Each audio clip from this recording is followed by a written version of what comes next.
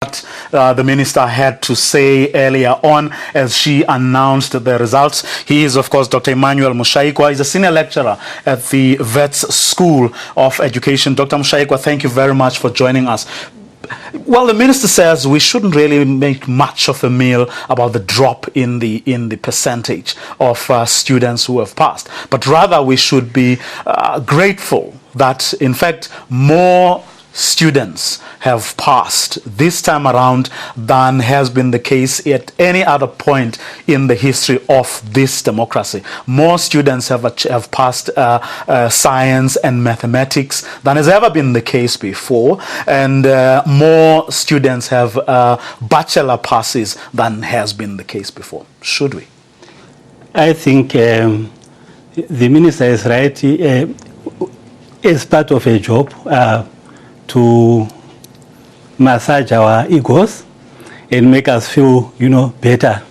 The fact of the matter is that, yes, we've had the largest number this year, but this, and as a result, we've had a drop. But we expect larger numbers next year because these are students who are coming up, enrollment is increasing, and we expect larger numbers. So should we sit back and look at continual drops in the education system because we're having larger numbers?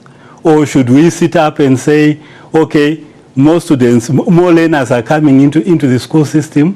What are we going to do to maintain or even to increase the pass rates?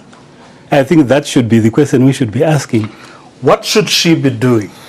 Or maybe I should say, don't you want to answer those questions?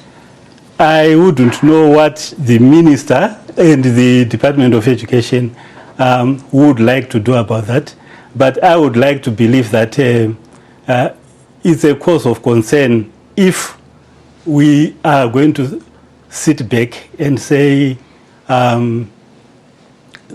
we have achieved this much and we are happy, we can clap ourselves on the back because we have got the largest numbers of bachelor passes. I think we should be looking at how can we increase that? How can we increase the quality? If the drop was due to quality, as she maintains, what can we do to increase that? To increase that quality so that we do not continue having, we do not have that drop in the future. That I think should be what we need to be doing. But what, in your view, is the government not doing? I don't think I would know what I know what they are doing. I do not know what they should actually be doing because I have not worked with the Department of Education closely. What they are doing, what they've done so far, if I may take you a bit back, is that they have centralized the education system to the extent that they've put controls in place within the system, within the school system, such that teachers become implementers of curriculum policy. This works to a certain extent. In fact, it has actually worked in increasing the pass rate up to where it is right now.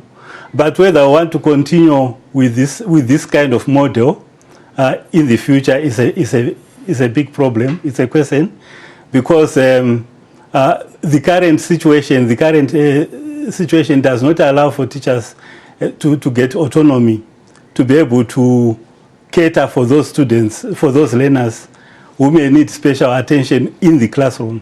I can give an example of the way we use pace setters and the curriculum programs which are provided by the schools, which have to be, teachers have to be at particular levels at particular times throughout the year.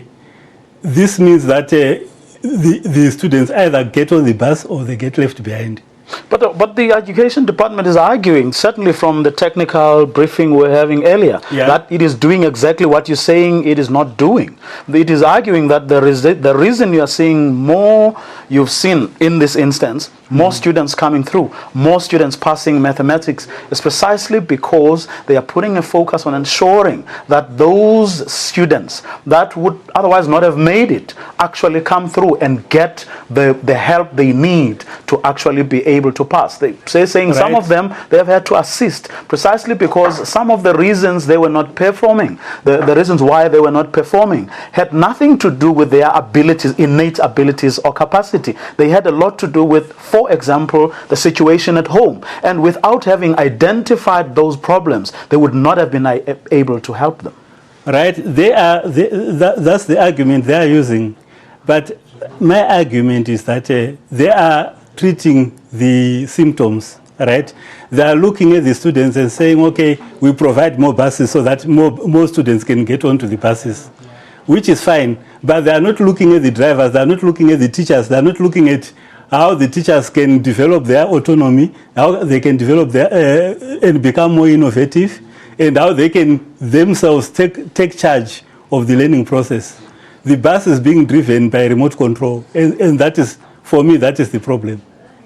Well, Dr. Emmanuel, that's where we are going to leave it. Thank you very much for your insights. Okay, thank you. He is, of course, from Wits University's School of Education. In a short while, we'll be having the reaction of the teachers themselves, and that's in a short while. For now, though, it's back to you.